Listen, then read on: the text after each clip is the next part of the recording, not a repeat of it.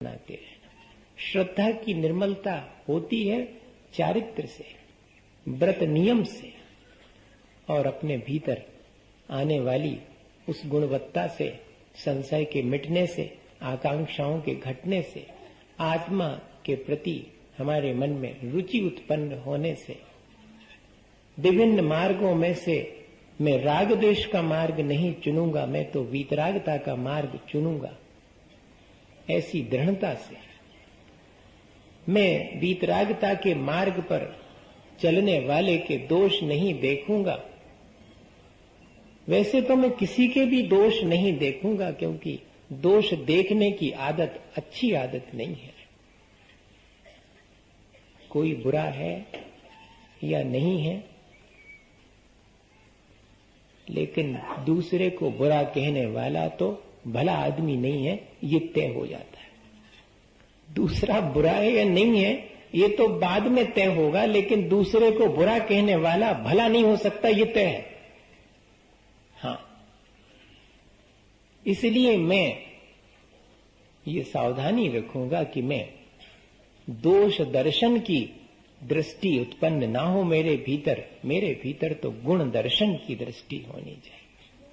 और कोई अगर अपने गुणों से, अच्छाइयों से विचलित हो तो उसे संभालूं, उसके प्रति वात्सल्य रखूं और अपने जीवन को ऐसा बनाऊं जिससे कि औरों को भी सन्मार्ग पर चलने की प्रेरणा मिले।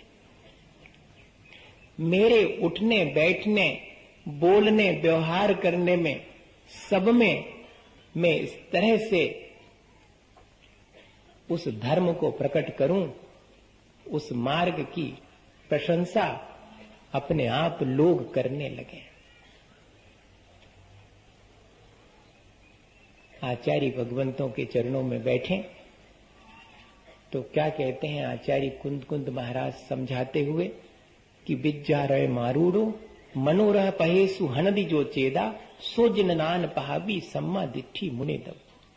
जिसकी दृष्टि निर्मल हो जाती है वो क्या करता है, वो विद्या के रथ पर आरूढ़ होकर और अपने मन और इंद्री की बलगाएं अपने हाथ में ले लेता है और फिर मोक्ष मार्ग पर चलता है।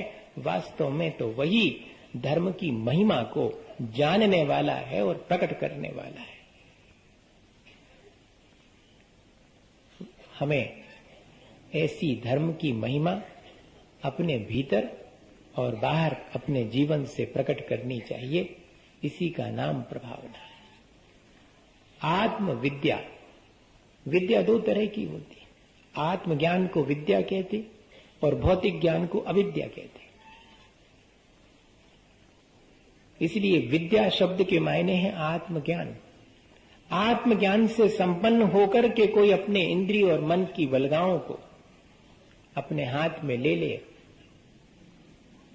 अर्थात इंद्रिय और मन के विषयों को जीत ले वे, उसके द्वारा जो धर्म की महिमा प्रकट होती है, वास्तव में तो वही प्रभावना है। और अगर हम बाह्य में, व्यवहार में कोई प्रभावना करना चाहें तो आचार्य समंतभद्र स्वामी के चरणों में बैठे अज्ञान तिमर व्याप्ति मपाकृत्य यथा यथा जिन शासन महात्म स्यात् प्रभावना। यह भी प्रभावना का एक ढंग है कि संसार में अगर किसी चीज को दूर करना है तो बड़े से बड़ी चीज है अज्ञानता, जिसकी वजह से और संसार भ्रमित है। तो अज्ञान के अंधकार से लोगों को बचा करके ज्ञान के प्रकाश की तरफ ले जाना और जितनी अपनी शक्ति हो, सामर्थ्य हो, उसके अनुरूप कार्य करना। इस तरह से जीवन में हम इस गुण को प्रकट कर सकते हैं। अपने अंतरंग में रत्नत्रय को धारण करना और बाह्य में उस रत्नत्रय के महिमा को प्रकट करना। आज स्वरूप बदल गया है, उस पर भी विचार कर लेना चाहिए। उसके लिए जरा अमृतचंदाचार्य महाराज के चरणों में बैठें। पुरुषार्थ सिद्धि उपाय में वे हमें समझाते हैं, आत्मा प्रभावनीया रत्नत्रय तेजसा सततम एव दान तपो जिन पूजा जिन पूजा जान दान तपो जिन पूजा विद्या अतिशयश्च जिन धर्म। दो प्रकार से हम धर्म की महिमा को बाहर भीतर प्रकट कर सकते हैं। आत्मा प्रभावनीय रत्नत्रय तेजसाम सततम ये, रत्नत्रय के तेज से अपनी आत्मा को प्रभावशाली बनाना, सतत निरंतर रत्नत्रय की आराधना करना। वास्तव में तो स्वयं धर्म धारण करना ही धर्म का प्रगटीकरण है।